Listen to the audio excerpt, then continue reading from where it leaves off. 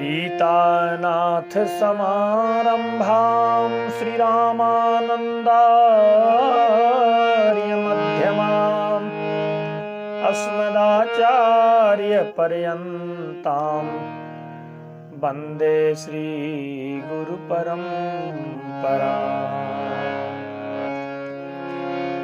भक्ति बीज पलटे नहीं, जो जुग जाहि अनंत। ऊंच नीच घर उपज है, पर होए संत को संत। ऊंच नीच घर उपज है, पर होए संत को संत। भक्ति का बीज निष्फल। और बड़ी प्यारी कथा है। सबरी पूर्व जन्मों में कौन थी? सबरी कहते हैं पूर्व जन्मों में रानी थी। घटना कुछ ऐसी है कि एक बार एक राज परिवार माघ के महीने में मकर संक्रांति के समय में अपने पूरे परिवार के सहित, लाव लश्कर के सहित तीर्थराज प्रयाग गया। राजा के अनुकूल वहां सुंदर शिविर लगाया गया। राजा के रुकने की व्यवस्था हुई। राजा ही है, सारी व्यवस्थाएं हुई और बड़ा धार्मिक प्रवृत्ति का वह राज परिवार था। और रानी की भावना तो कहने ही क्या, रानी के तो रोम रोम में भक्ति वास करती थी। सुंदर शिविर लगा था, तमाम संतों का शिविर। जिस समय रानी ने देखा कहीं संत कीर्तन कर रहे हैं, कहीं नाच रहे हैं, कहीं गा रहे हैं, कभी हरि बोल, कहीं राधे बोल, कहीं श्याम बोल। सुंदर यह है, स्वर लहरी चारों तरफ गूंज रही थी। रानी का हृदय बिल्कुल आह्लादित हो गया और रानी के मन में भाव जगा कि काश मैं भी जाती, संतों के बीच में बैठकर कीर्तन करती, नाचती, जीवन धन्य हो जाता। सबरी के मन में प्रबल इच्छा जागृत हुई। रानी के मन में एक प्रबल इच्छा जागृत हुई कि मैं भी जाऊं, संतों के बीच में बैठ करके सत्संग करूं, कीर्तन करूं, नाचूं, गाऊं, जीवन का अलग लाभ प्राप्त करूं। क्योंकि जीवन का मुख्य उद्देश्य यही है, भगवत प्राप्ति। किसी न किसी प्रकार से भगवान के चरणों में प्रेम हो जाए। रानी के मन में जब प्रबल भावनाएं जागृत हुई, भक्ति का उद्रेक दिनों दिन बढ़ने लगा। एक दिन रानी ने राजा से हाथ जोड़कर कहा, महाराज, यदि आपकी अनुमति मिले, आपकी आज्ञा मिले, तो मैं भी जाऊं और कुछ क्षण संतों के बीच में बैठकर सत्संग करूं, जीवन का अलग लाभ प्राप्त करूं, संतों के बीच में कीर्तन करूं, जीवन धन्य हो जाए। राजा ने कहा, देवी, बात तो तुमने बहुत सुंदर कही है, पर जो तुम राजरानी हो, राज मर्यादा तुम्हें आम नागरिक की तरह है भीड़ में जाकर के और नाचने गाजने की इजाजत नहीं दे रही।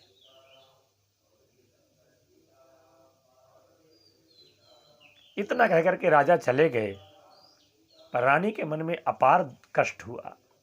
रानी ने सोचा कि धिक्कार है ऐसे रानी को, रानी पद को, जो भगवान के भक्ति में बाधक हो, भगवान के सत्संग में बाधक हो। अब तो रानी का भगवान के प्रति विरह सताने लगा और रानी का भक्ति का उद्रेक बढ़ने लगा। रातों दिन रानी बैठी बैठी झरोखे से देखती संतों की जमात को, संतों के भीड़ को, तो मन मचल जाता, एक क्षण व्याकुल हो जाती। पर क्या करें, राज मर्यादा रानी को वहां जाने से रोक रही थी।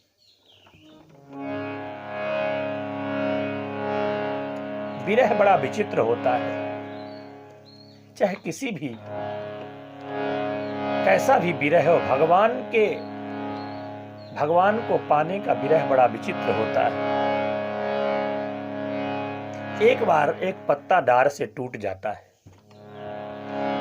हवा का झोंका आया, डार से पत्ता टूटा और टूट करके जाकर के दूर गिरा। तो दूर गिरा हुआ पत्ता वृक्ष से बात करता है। पत्ता बोला डार से,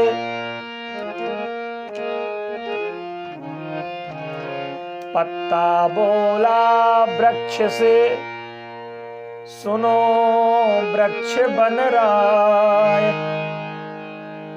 अब के बिछुड़े कब मिलेंगे, दूर पड़े हैं जाए। पत्ता ने कहा कि हे बनराय, हे वृक्षराज, अब न जाने कब हमारा और आपका मिलन होगा। तो वृक्ष ने बड़ी सुंदर बात कही। तो तरुबर बोला पात से, सुनो पात मम बात, दुनिया की यह रीत है, एक आमत एक जात। दुनिया की यह रीत है, एक आमत एक जात। आज खिले कल झुक चले, और संसार का भी यही स्वरूप है। जो वृक्ष और पत्ता दोनों आपस में बात कर रहे थे, यही संसार का। आज खिले कल झुके चले, परसों मिलेगी धूल, देख दशायूं फूल की नित क्यों फूलत फूल। देखते हैं आप लोग, बाग में तरह तरह के पुष्प खिले होते हैं। कहीं कली लगी रहती है, कहीं पर सुंदर पुष्प खिला होता है अपने पूर्ण अवस्था में, और कहीं देखते हैं कि एक ही वृक्ष में ऐसी प्रतिक्रिया होती है कि एक कली लगी होती है, एक वृक्ष, एक पुष्प खिला होता है और एक झड़ करके धूल धूसरित हो जाता है। आज खिले कल झुक चले, परसों मिलेगी धूल। तो एक भक्त पूछता है दूसरे से कि भैया, जब आज खिले कल झुक चले, परसों मिलेगी धूल, देख दशायु फूल की नित क्यों फूलत फूल। दूसरा भक्त कहता है कि यही तो संसार का स्वरूप है। ये पुष्प भी हमें एक ज्ञान प्रदान कर रहा है, शिक्षा दे रहा है कि हम देखत सब जगे गयो, जग देखत हम जाए, ऐसो सदगुरु ना मिलो, पकड़ छुड़ावत बाँ। जीवन में सदगुरु की जरूरत है। ऐसा सदगुरु जीवन में मिल जाए कि इस भावसागर से हमें उबार ले। हम तो भावसागर के इस प्रचंड माया के लहरों में गोते खा रहे हैं। रानी भी यही सोच रही थी कि धिक्कार है ऐसा रानी बनने को जो भगवान के भक्ति में बाधक बने। रानी का विरह जब अत्यधिक बढ़ गया, असहनीय हो गया, भगवान को पाने की प्रबलता रानी के अंदर जब बढ़ती जा रही थी, एक दिन रानी ने देखा रात्रि का समय है, शिविर के सारे लोग सो रहे थे, सन्नाटा छाया हुआ था। झरोखे से देखा सामने गंगा जी का अथाह जल राशि दिखाई पड़ रही थी।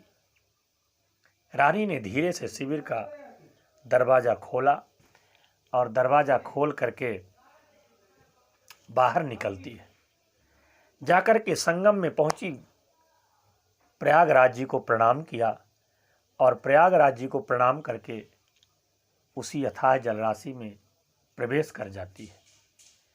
कहती है, तीर्थराज प्रयाग, आत्महत्या जैसे कोई पाप नहीं है, वह जघन्य पाप मैं करने जा रही हूं, पर एक प्रार्थना यह है कि मुझे छोटे से छोटे जाति में, नीच से नीच घर में जन्म दे देना, पर अब दोबारा रानी कभी मत बनाना। तीर्थराज प्रयाग से इतना कहकर के वह भक्तिमती रानी डुबकी लगा लेती है और अथाह जलराशि में समाहित हो गई। सवेरा हुआ, शिविर में रानी को ना पाकर के हाहाकार मच गया। चारों तरफ सैनिक छोड़े गए, तमाम पता लगाया गया, कहीं रानी का पता ना चला। राजा बड़े दुखी हुए और गंगा जी में जाल डलवाया। जब जाल डलवाया गंगा जी में तो रानी जी का शरीर तो मिल गया पर प्राण जा चुके थे। वही रानी समय बीतने के बाद भील जाति में, सबर जाति में सबरी के रूप में पैदा होती है, प्रकट होती है। भील राजा के यहाँ सबरी जब जन्म लेती है तो पुरानी जो भक्ति थी रानी के समय की, वो भक्ति का प्रभाव जीवन में था, पूर्व जन्मों की तपस्या थी।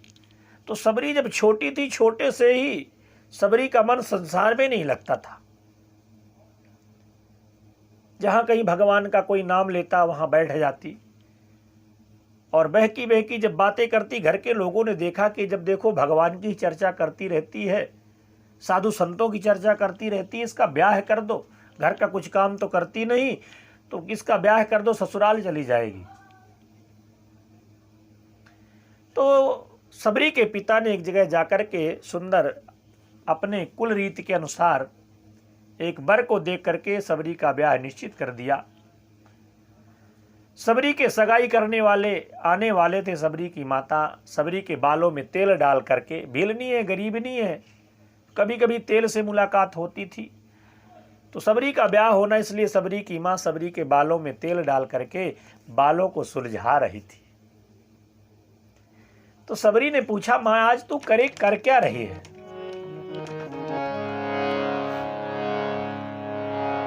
मां ने कहा, बेटी तुझे मालूम नहीं, तेरे सगाई करने वाले आएंगे। ये सगाई क्या है? मां ने कहा, बेटी तेरा ब्याह होगा। फिर क्या होगा मां? अरे फिर तू ससुराल जाएगी। फिर क्या होगा?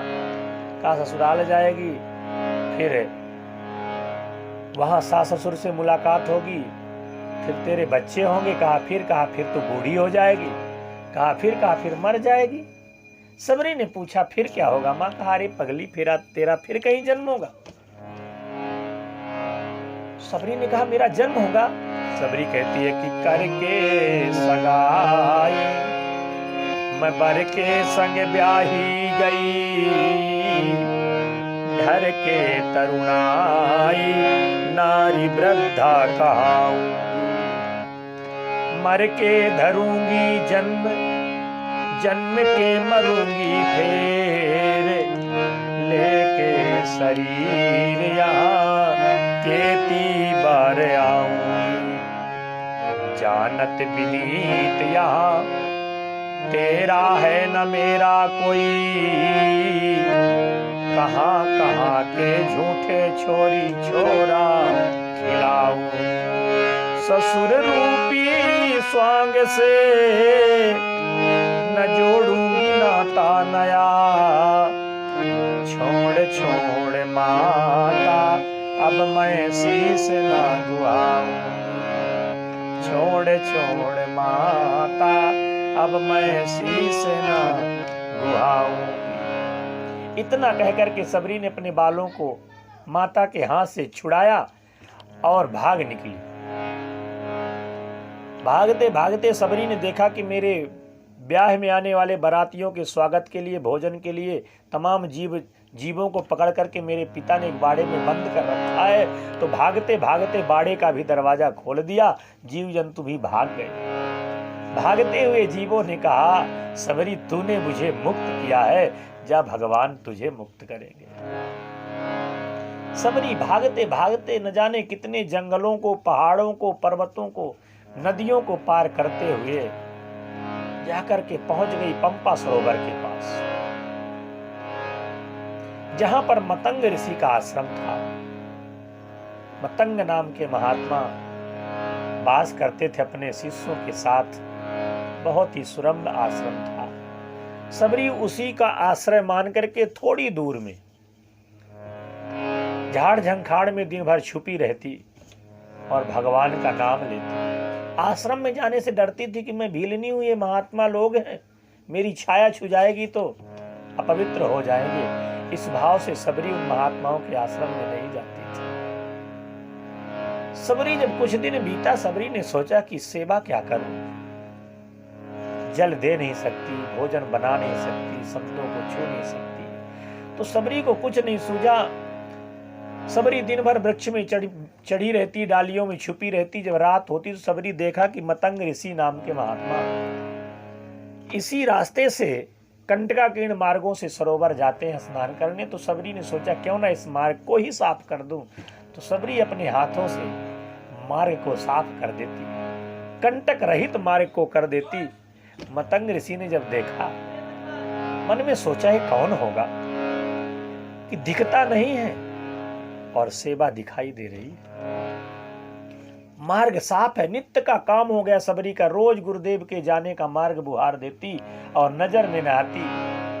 धीरे धीरे आश्रम के समीप जाने लगी। रात्रि में देखा कि महात्मा जी हवन भी करते हैं, तो जंगलों से लकड़ियां इकट्ठा करके चुपचाप लकड़ियों का गट्ठा आश्रम में फेंक देती और छुप जाती। शिष्यों ने देखा कि आखिर कौन है जो इस तरह की सेवा कर रहा है और दिखाई नहीं। सेवा दिख रही है, सेवक नहीं दिख रहा। कितनी ऊंची सेवा है कि सेवा दिखाई दे और सेवक दिखाई ना दे। आज के समय में तो सेवा दिखाई नहीं देती, केवल सेवक दिखाई देते हैं।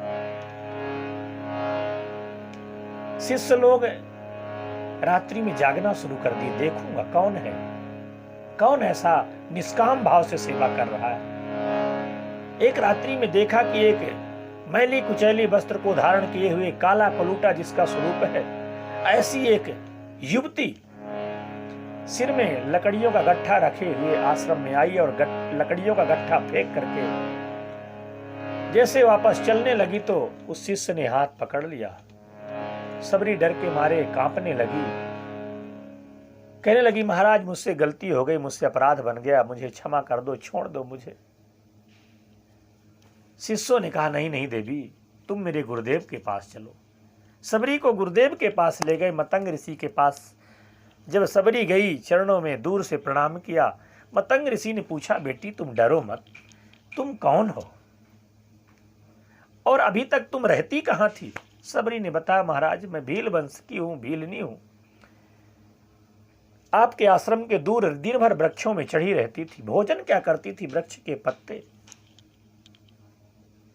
मतंग ऋषि के आंख में आंसू आ गए और कहा बेटी आज से तुम्हें कहीं छुपने की जरूरत नहीं है और कहीं जाने की जरूरत नहीं है, आज से तुम इसी आश्रम में रहोगी।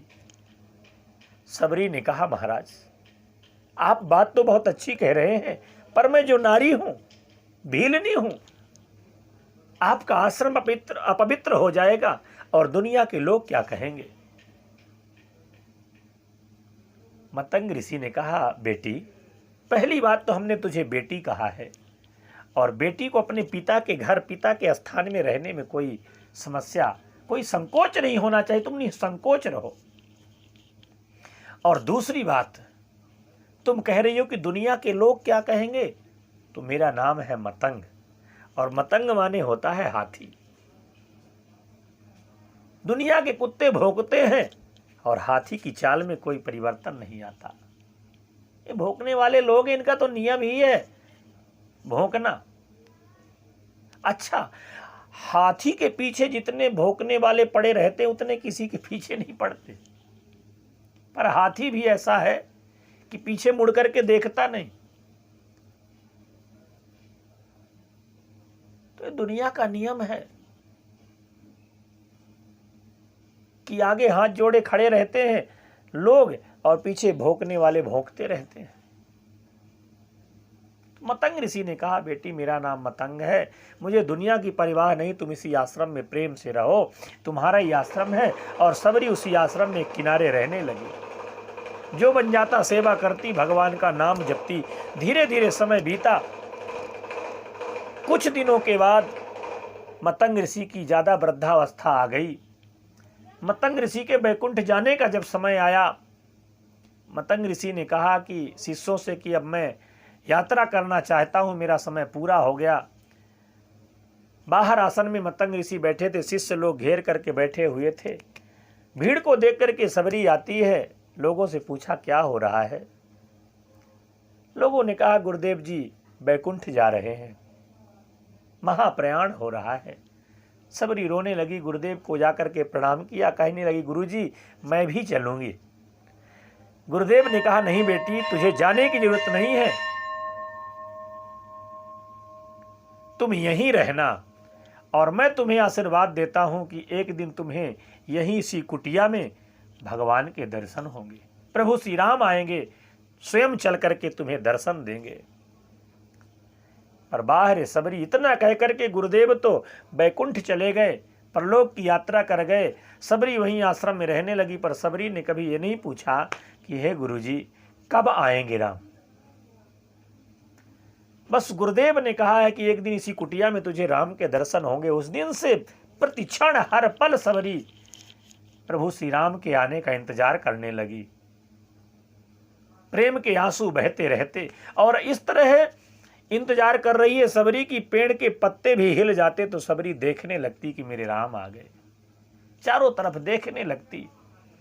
और जब प्रभु श्री राम दिखाई न देते, न आते, तो विरह के मारे रोने लगती।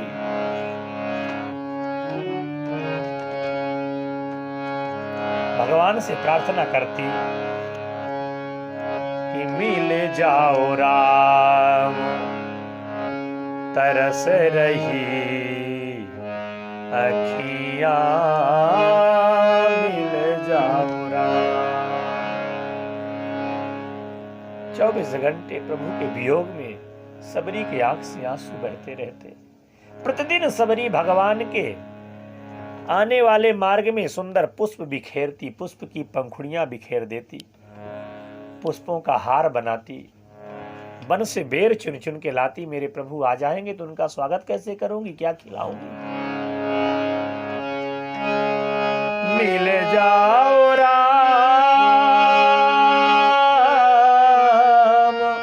तरस रही अखियां, मिल जाओ राम, तरस रही अखियां, मिल जाओ राम।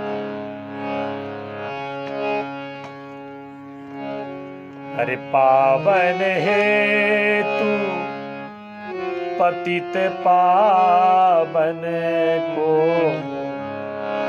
पावन है तू पतित पावन को, सावन जैसे बरस रही अखियां, सावन जैसे बरस रही अखियां, मिल जाओ राम, तरस रही अखियां, मिल जाओ राम, मिल जाओ राम, मिल जाओ। सबरी इसी प्रकार से भगवान को पुकारती रहती है, राम राम मिल जाओ। समय बीतता गया, जवान सबरी वृद्ध हो गई पर आशा वृद्ध नहीं हुई। प्रत्येक दिन वही इंतजार और वही उम्मीद को लिए सबरी दरवाजे में खड़ी रहती। गुरुजी ने कहा है कि एक दिन इसी कुटिया में राम आएंगे, तो गुरु की वाणी झूठी नहीं हो सकती। देखो, गुरु के वचन प्रतीत न जेहि, जिसे गुरु के वचनों पर विश्वास नहीं होता उसको जीवन में सुख और शांति नहीं मिल सकती। गुरु के वचनों पर विश्वास करना चाहिए। गुरु की वाणी ही मंत्र है। सबरी भगवान को पुकारती है, रात दिन एक स्पर्धक की तरह सबरी खड़ी है कि कब 3 हो, जैसे 100 मीटर की लंबी दौड़ हो। कई स्पर्धक खड़े होते हैं, 3 का इंतजार करते हैं, जब 1 2 3 और जैसे 3 बोला जाए दौड़ लगा दें। सबरी उसी प्रकार से एक स्पर्धक की तरह भगवान के आने का इंतजार कर रही है। एक दिन सवेरे सवेरे का समय था, सबरी की कुटिया के ऊपर कौवा आया और काव काव करके बोलने लगा। जैसे कौआ बोलने लगा तो सबरी ने उस कौए से कहती है कि अरे कागभूषुंडी जी, क्या मेरे राम के आने का तुम संदेशा लेकर के आए हो? कौआ से ही पूछने लगी। भक्त की बात बड़ी निराली होती है। भक्त जब बोलता है ना, प्रेमी जब बोलता है, बड़ी अटपटी भाषा बोलता है। भगवान के प्रेम में पागल सबरी उस कौवे से बात कर रही है। अरे बोले बोले कागा मेरे,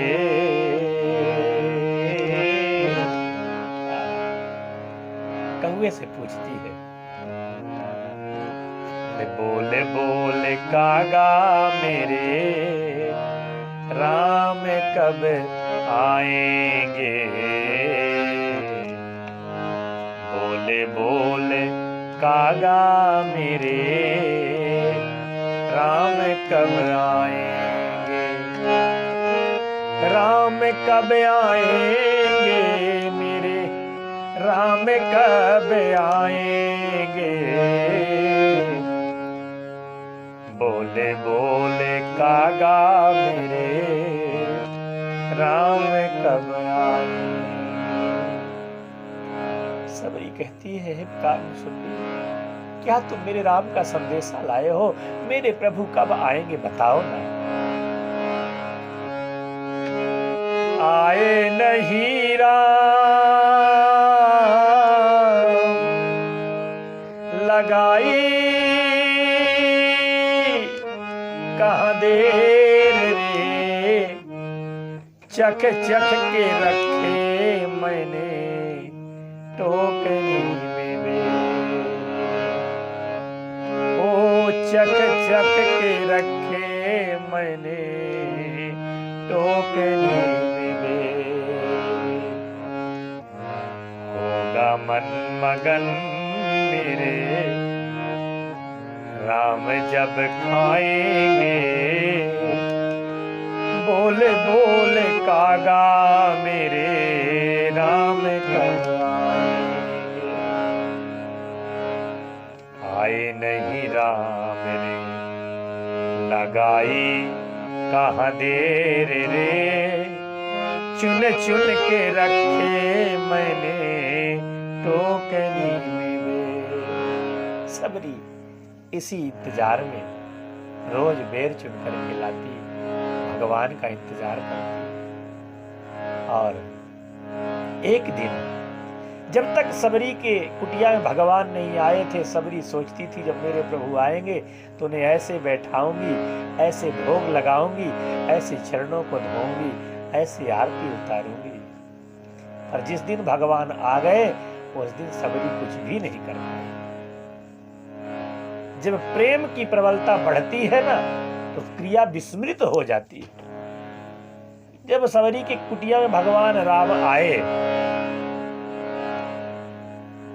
सबरी हाथ जोड़े खड़ी है। दूर से देखा कि सर से लोचन बाहु विशाला,